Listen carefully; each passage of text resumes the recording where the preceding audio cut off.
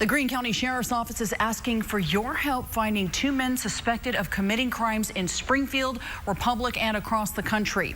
According to the Sheriff's Office, deputies helped Republic Police Friday tracking down suspects connected to a stolen truck.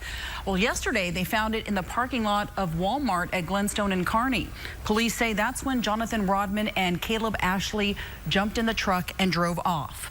After a police chase, the truck crashed and both ran away from the crash. Since that time, law enforcement has received multiple calls matching their descriptions, including when one was trying to break into a home. Both face charges of tampering with a motor vehicle, property damage, and resisting arrest in Greene County, on top of other charges in Springfield and Republic. If you see them, you're asked to call 911.